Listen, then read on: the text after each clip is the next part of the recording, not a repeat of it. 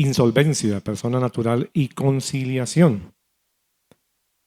A cargo de Ney Clavijo, Juan Pablo Giraldo, Gustavo Andrés Piedradita y como moderador Jairo Chinchilla. Ney Clavijo, director de cobro jurídico del Banco Caja Social.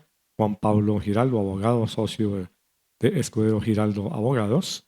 Gustavo Andrés Piedradita, vicepresidente del Centro de Arbitraje y Conciliación de la Cámara de Comercio de Bogotá.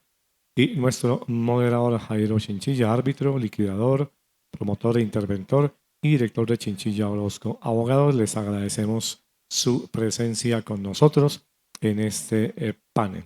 Recuerdo, insolvencia, persona natural y conciliación. Bueno, muy buenas tardes a todos. A Beatriz también, muchísimas gracias por la invitación. A todos los panelistas. Vamos a tratar un tema que es el tema de liquidación de persona natural no comerciante, pero para efectos de entrar a lo que es la persona natural no comerciante, yo quiero hacer un paralelo muy breve y muy didáctico frente a lo que es la persona natural no comerciante, pero también las empresas comerciales, para efectos de establecer cuáles son, digamos, las similitudes entre estos dos procesos y cuáles son algunas diferencias para entrar en materia y para poder establecer de una mejor manera. Los procesos de reorganización, yo sé que ustedes muchos conocen el tema porque el tema es mediático, o sea que Justo y Bueno se fue a reorganización, que la 14 se fue a reorganización, que Viva se fue a reorganización, porque es un tema mediático, lo conocemos empresarialmente. Pero la persona natural comerciante, pues a nadie le interesa, o el tema no es mediático, que Juan Carlos Pérez Sánchez se fue a un proceso de negociación de deudas. Por lo tanto, ese es el conocimiento que se tiene sobre el tema empresarial. Entonces, si bien es cierto, son dos procesos concursales. ¿Por qué concursales? Porque quienes aquí aprueban una negociación de deudas o aprueban una reorganización son los acreedores. En el proceso de reorganización, que su juez natural es la Superintendencia de Sociedades o en las personas naturales no comerciantes, el juez de circuito son los acreedores. Como también en la persona natural no comerciante es el operador.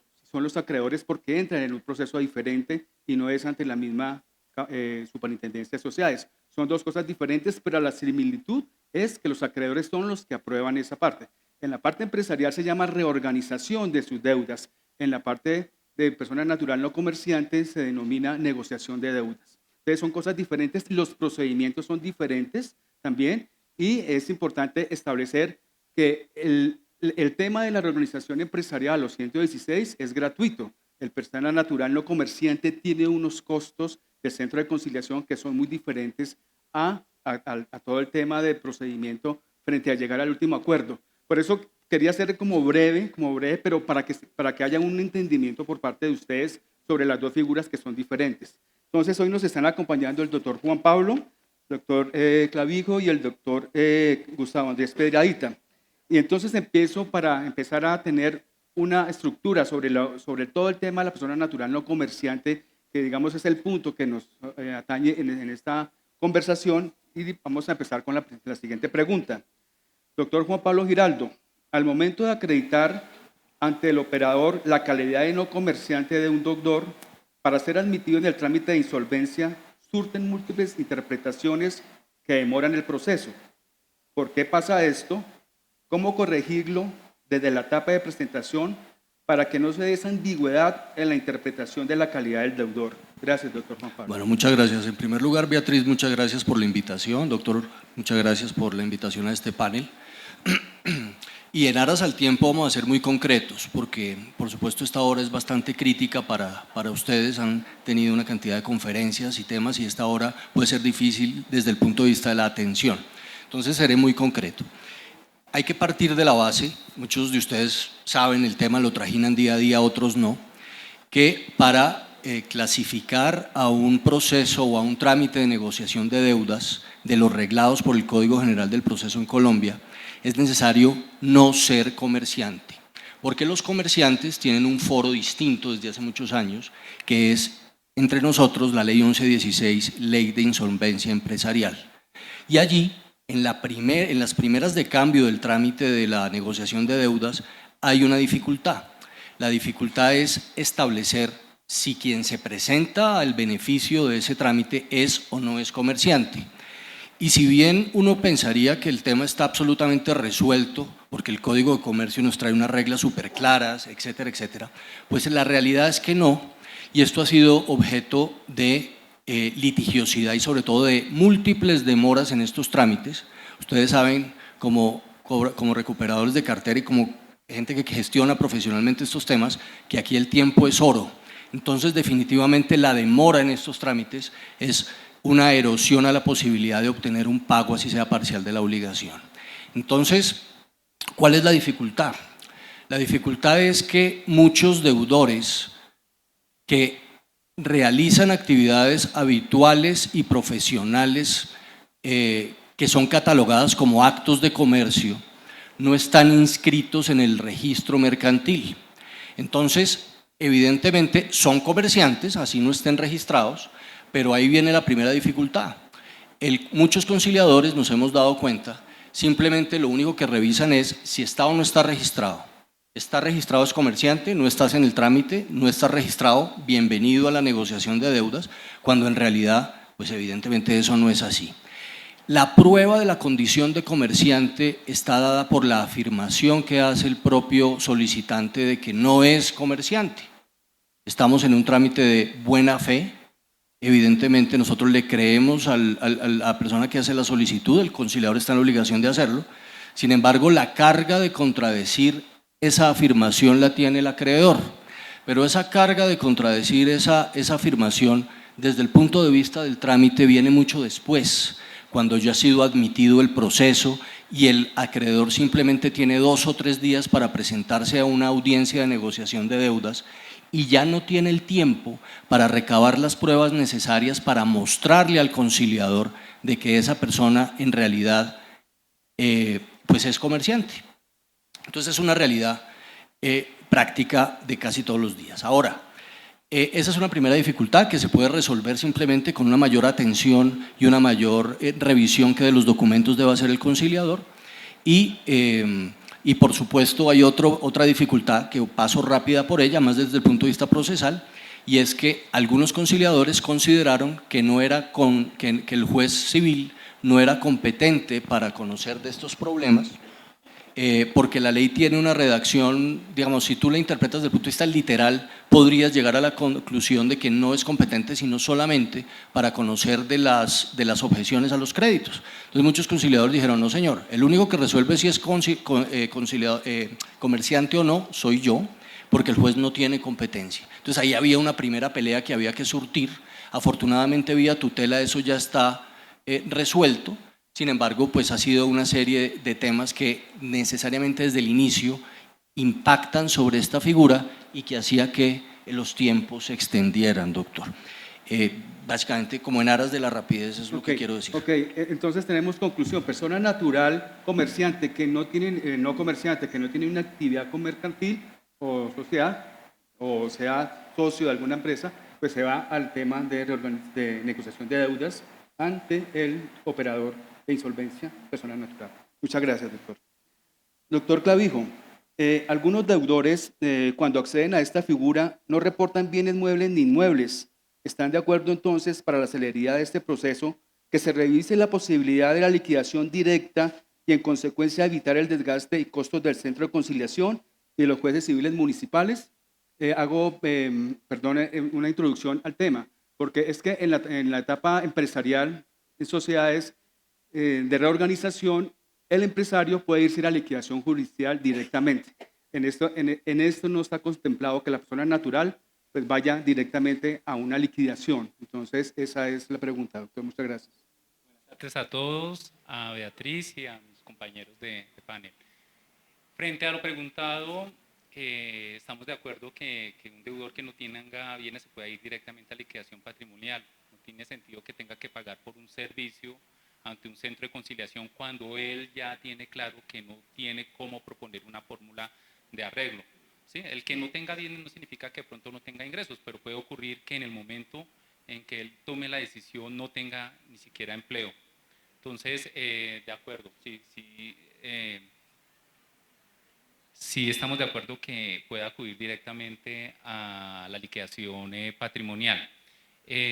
El punto, digamos, que puede afectar es ante los centros de conciliación porque se empieza a perder un espacio valioso, un espacio especializado, calificado, donde una persona idónea trata de lograr buscar un acuerdo, pero eso tiene un costo. Hoy en día las tarifas que se manejan para poder acudir al centro de conciliación son bastante altas y si la persona llega a un acuerdo y no lo puede cumplir, hay que ir a otra audiencia que se llama una audiencia declaratoria para permitir la declaratoria del incumplimiento o reformar el acuerdo y eso también tiene un costo. Entonces, el hecho de que pueda ir directamente ante la jurisdicción civil sin tener que pagar otro gasto, pues para él va a ser mucho mejor. De pronto los únicos gastos que va a tener que pagar son los honorarios del liquidador dentro de ese trámite. Entendido que, digamos, el tema de reorganización es gratuito. Es Es gratuito. En cambio, aquí hay un pago que debe hacer la persona natural no comerciante quien quiera ingresar a esa negociación de deudas. Exacto. Entonces, Y algo para agregar, el año pasado se radicó un proyecto de ley, el número 269 de 2022, lo registró el doctor Germán Blanco, y en el mismo ya se permite la propuesta es permitir la participación directa en la liquidación, pero no solamente a los que no tienen bienes, sino también a los que tienen bienes. o sea, se le estaría dando la facultad a personas naturales comerciantes La para persona que elegiría. y están en proyecto, están Está en proyecto debate. de ley, todavía no han pasado los Ok, ¿y debates. es beneficioso para la figura? Consideramos que los que tienen bienes sí debería ser un poco más controlado el tema porque hoy en día con el pago de los honorarios para poder acudir a los servicios ante un centro de conciliación, Sí. digamos que eso hay como un filtro, como un peaje para poder pasar a la liquidación patrimonial. Y eso ha hecho que los números digamos, de la cartera que se siniestra o la cartera que se va a trámites concursales sean realmente bajos. Me preocupa que por el hecho de quitar la obligatoriedad de tener que pasar por la negociación de deudas, el tema se dispare. Sí puede llegar a ocurrir. Muchas gracias, doctor.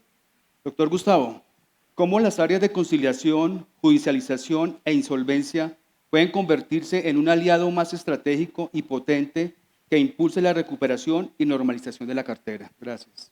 Muchas gracias a usted y un saludo a todos y gracias por la invitación. A mí me encantan estos espacios en los que el único que no sabe del panel soy yo, porque aquí los técnicos son ellos, yo vengo a hablar desde la perspectiva empresarial. Y en ese sentido debo primero señalar, doctor Neil, cuando hablamos, creo que hay que diferenciar el servicio con costo del servicio costoso. El servicio con costo, sí, efectivamente, los centros de arbitraje, de conciliación de todo el país y los que vienen de las cámaras de comercio, pues por supuesto que tienen servicios que tienen costo, pero el costo viene directamente ligado con lo que el comerciante, con lo que el empresario, con lo que el usuario realmente quiere. Cuando determinamos el costo de un servicio, no es que estemos diciendo que estamos cobrando excesivamente una tarifa. Cuando un usuario llega a un centro de conciliación, está buscando rápidamente una resolución rápida del conflicto y está buscando una resolución del conflicto de manera especializada. Qué bueno que a mí me resolviera un conflicto una persona que tiene el conocimiento para hacerlo. Qué bueno que a mí el conflicto me lo resolviera alguien, o por lo menos que mirara mi conflicto alguien que tiene las nociones, el conocimiento y la experiencia para resolverlo. Pero además de eso, que lo resuelva rápidamente. Y eso es lo que tienen los centros de conciliación. Entonces, frente a su pregunta, lo ato directamente con lo que estoy diciendo. Yo creo que los centros de conciliación de las cámaras de comercio específicamente, y el que tengo el honor de liderar, que es el de la Cámara de Comercio de Bogotá, tenemos un compromiso con todos los empresarios y con todos los comerciantes y con todos los ciudadanos en general, y es brindar mecanismos que permitan eso, resolución efectiva. Aquí nos acompaña la doctora Susana y la doctora Paula, que fueron las creadoras de un mecanismo que administramos en las cámaras de comercio gracias al decreto 560, que le ha permitido a los empresarios recuperarse. Y me preguntaban en algún momento, oiga, pero ¿sí vale la pena mantenerlo? ¿Sí vale la pena mantener ese procedimiento de recuperación empresarial ante las cámaras de comercio si apenas van 40 empresarios? Sí, pero con que uno solo se haya recuperado, yo creo que ya el servicio valió la pena. Igual pasa con este tipo de mecanismos. Con una persona natural no comerciante que haya acogido el servicio y haya logrado salir del atolladero en el que se encuentra con las obligaciones, yo creo que ha valido la pena. Y eso es la característica, pero además esa es la esencia de las cámaras.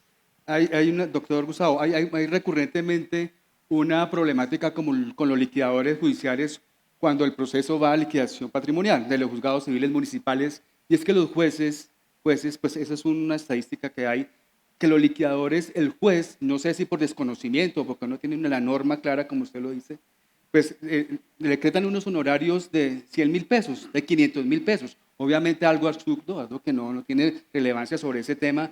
¿Y por qué ha pasado? Y el deudor dice, yo no tengo, cuando pagó 14 millones de pesos en el centro de conciliación. Pues ¿a qué se debe eso? ¿O qué cree usted que pueda, ese fenómeno, por qué se da?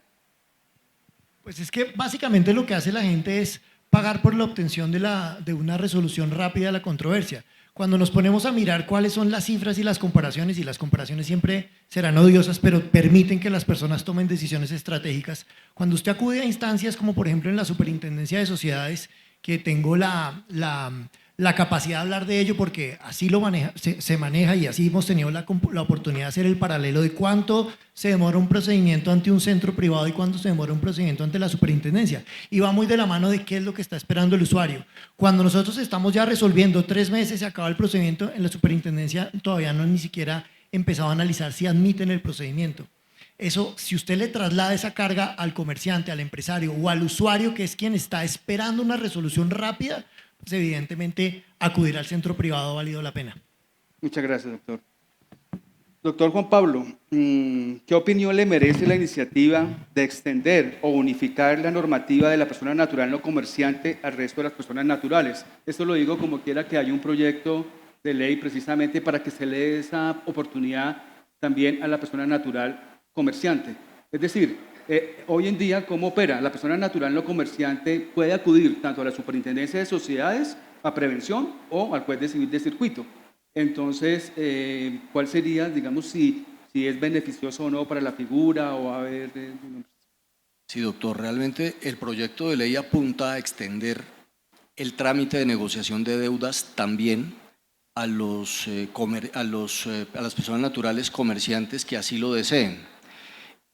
Ojo, o sea que se nos quitaría el problema que claro, el anterior que había dicho. Que expusimos hace un rato. Digamos, esa podría llegar a ser una de las justificantes del proyecto. De hecho, hablando hace un rato con una de las personas que trabajó en ese proyecto, nos comentaba precisamente eso, que la razón de ser o una de las razones de ser del proyecto era evitar ese cuello de botella inicial que yo expuse hace unos instantes. Pero personalmente yo pienso que en este momento es inconveniente.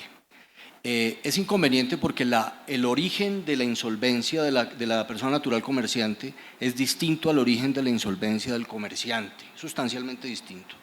Segundo, el número de acreedores involucrados en el trámite son distintos. Evidentemente, en un trámite de insolvencia de un comerciante, una insolvencia empresarial, son muchísimos, es un número de acreedores realmente amplio, grande, generoso, y el sistema está estructurado, está diseñado, el de negociación de deudas, para que el número de acreedores realmente no sea muy alto, porque se asume que las deudas o la concentración del pasivo de la persona natural no comerciante no es muy amplia, entonces el número de acreedores es reducido. Tercero, la naturaleza de las obligaciones también es distinta.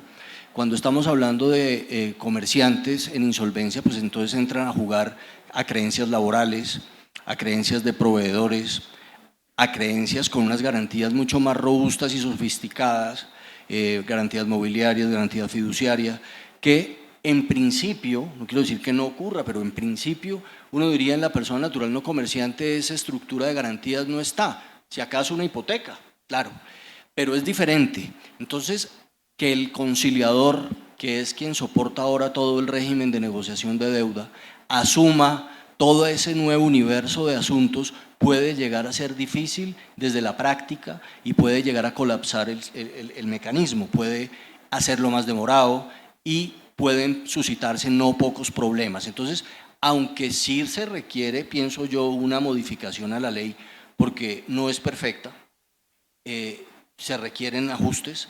Esos ajustes tienen que ser paulatinos y sobre todo que es tan de fondo y que tiene mucho calado, tiene que tener un compás de espera mientras se fortalece el mecanismo, se fortalece a los conciliadores. Ahorita yo le decía al doctor Piedradita, no todos los centros de conciliación son la Cámara de Comercio de Bogotá. Entonces, definitivamente llegar a un centro de conciliación que no tiene la capacidad para asumir semejante volumen de trabajo y además de calidad y de temas tan sofisticados puede llegar a ser un problema. Esa es mi opinión. Ok, entonces podría entonces tener el tema de las acreencias, los acreedores, toda vez que la persona natural como tal, pues sí, no tiene acreedores de proveedores, ni laborales, o muy poco, o ninguno. Entonces, más o menos ese es el punto fuerte. Sí, son varios puntos de naturaleza de las obligaciones, de conocimiento técnico en ciertos asuntos, de volumen, ¿no? Perfecto. Muchas gracias, doctor. Doctor Clavijo, ¿realmente los bancos sí recuperan la cartera con este procedimiento o se quedan en saldos insolutos? Como quiera que cuando hay la liquidación patrimonial, lo que hace el liquidador es adjudicar, al final es común y proindiviso. Entonces no sé qué tanto sea como interesante para los bancos coger un inmueble o un carro o un vehículo donde se va a distribuir el común y proindiviso para todos los acreedores. Entonces no sé hasta dónde eso es una fortaleza de este proceso para recuperar las creencias. Buena pregunta. La cartera concursal de persona natural no comerciante no es que sea muy atractiva. Normalmente no tienen garantías que respalden el pago de la obligación. No, digamos que muchas de las audiencias son solamente créditos quirografarios. La recuperación probable es cuando va un acreedor hipotecario y se requiere, digamos, dentro del trámite de liquidación patrimonial determinar si ese inmueble se lo va a adjudicar el acreedor de manera individual o común y providencio entre todos los acreedores. Hay unas reglas que están establecidas en el decreto 2677 y nos habla que si el acreedor hipotecario lo quiere adjudicar, debe pagar la diferencia entre el valor de su crédito y el 90% del avalúo comercial. Entonces, ¿qué encontramos en la práctica? Que muchas veces los créditos son bajos, los hipotecarios pueden ser alrededor de unos 30, 40 millones de pesos, al menos en el banco, y el inmueble costar unos 170, 200 millones de pesos.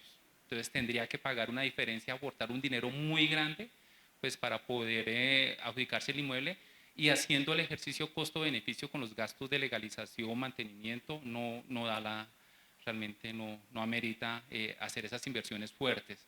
Entonces uno sí encuentra que en los casos donde no se logra un acuerdo, esos procesos a veces se dilatan en el tiempo. La otra vía es convencer a los otros acreedores, pero lo mismo, si al hacer el análisis relación costo-beneficio sus créditos son tan bajitos, ellos no van a querer pedirse el inmueble, adjudicarse el inmueble. Entonces la recuperación sí tiende a ser bajita.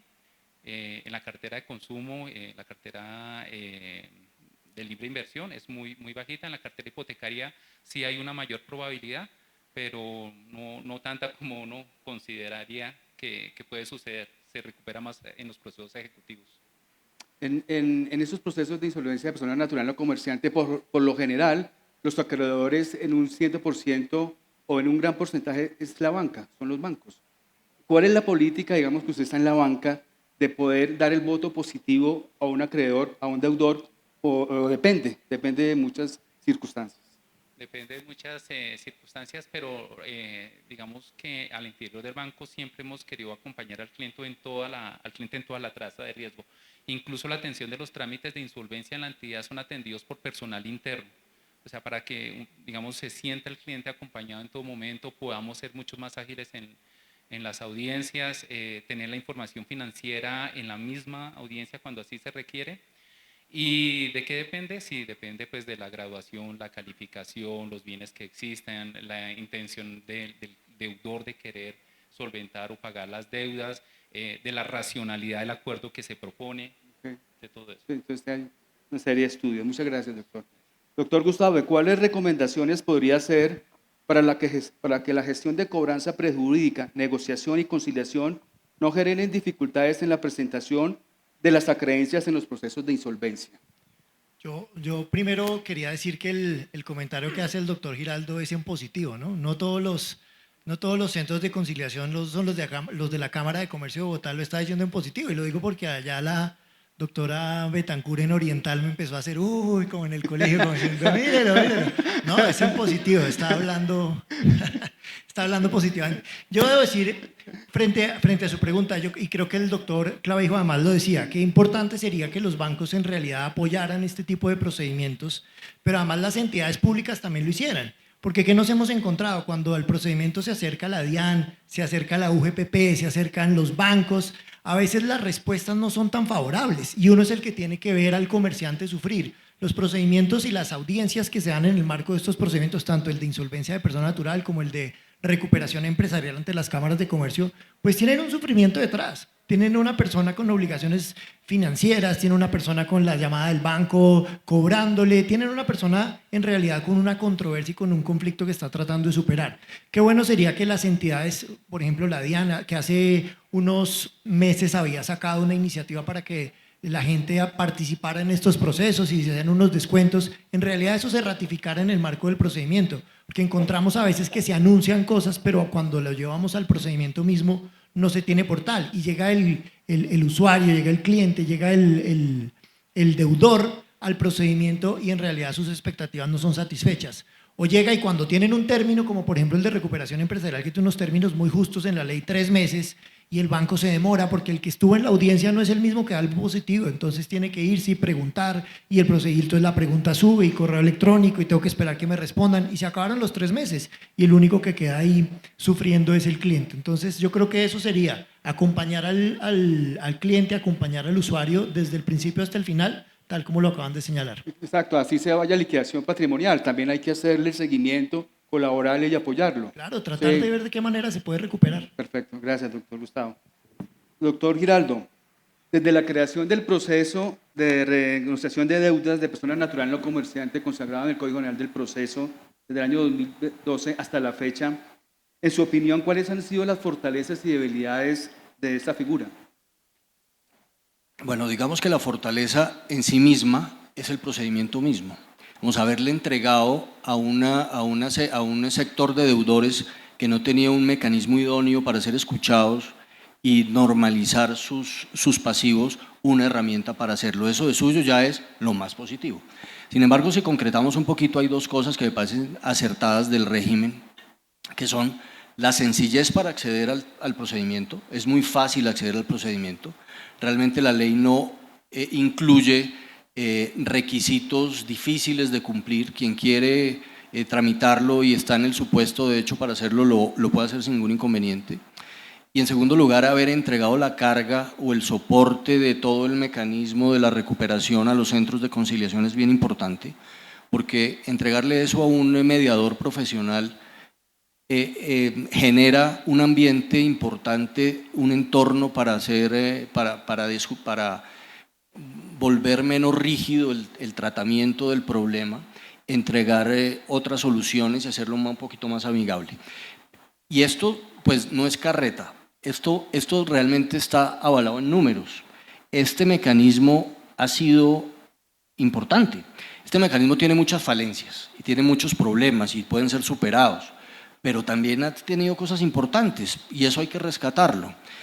¿Qué dicen las estadísticas del Ministerio de Justicia? Desde el momento en el cual se inició este régimen o este trámite, hasta la fecha se han tramitado alrededor de 18.000, o se han radicado alrededor de 18.000 solicitudes de negociación de deuda. Eso es bastante en estos años. Y de ese número de solicitudes, casi el 60% ha llegado a un acuerdo, ha normalizado el pasivo. Eso es importante. Eso quiere decir que en números, también lo dice el Ministerio, 1.2 billones de pesos se han normalizado bajo este mecanismo. Esa es una suma nada despreciable y es importante. Sin embargo, como ya lo decía, por supuesto esto tiene inconvenientes, no deficiencias, yo diría de algunas dificultades que pueden ser subsanadas, que pueden ser resueltas. Son muchas, pero simplemente hablo de 3 rápidamente, las enuncio. Aquí nosotros no tenemos la posibilidad de tener una jurisprudencia unificada, como sí lo tenemos en la Superintendencia de Sociedades. Claramente en los temas de insolvencia empresarial hace muchos años tenemos un referente al cual nosotros podemos acudir en cualquier momento y sabemos cuál es la línea en ciertos temas. Aquí no.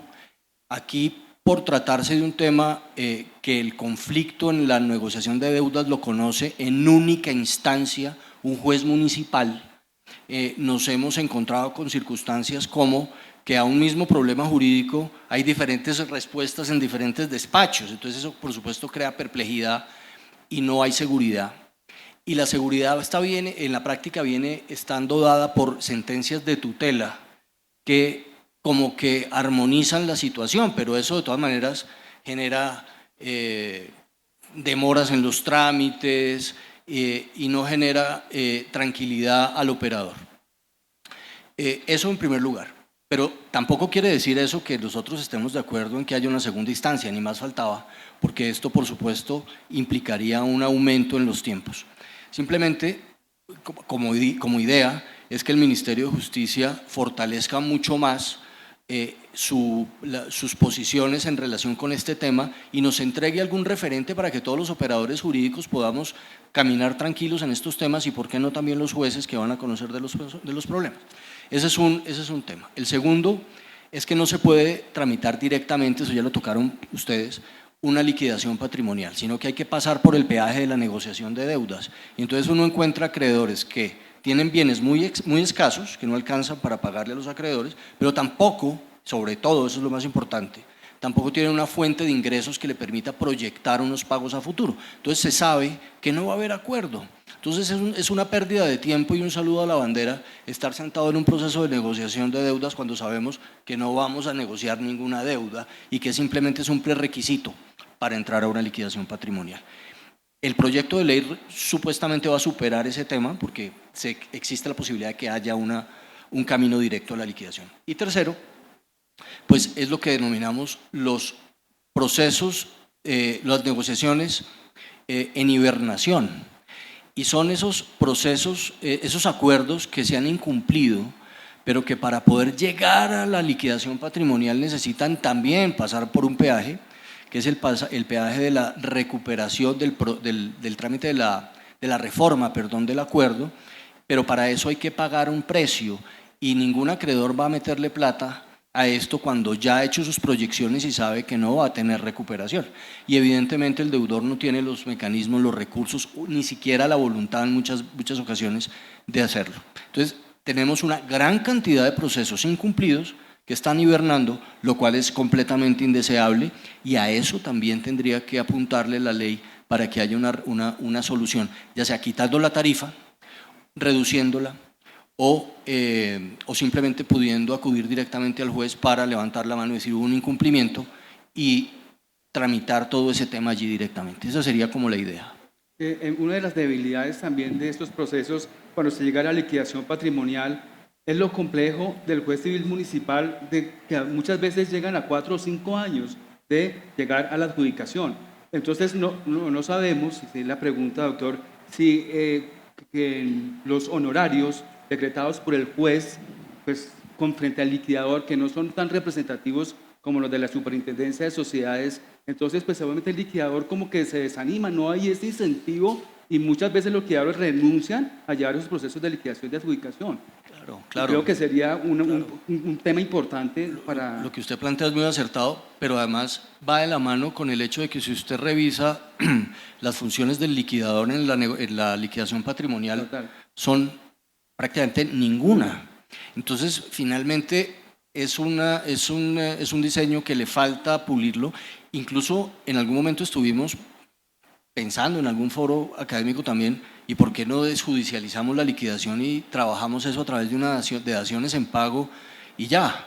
Lo que pasa es que también muy acertadamente otras personas dicen, no, aquí hay un tema que es el descargue, y el descargue sí tiene que tener la mediación o tiene que participar un juez de la República, porque es un tema demasiado delicado para dejárselo a un conciliador o a un notario.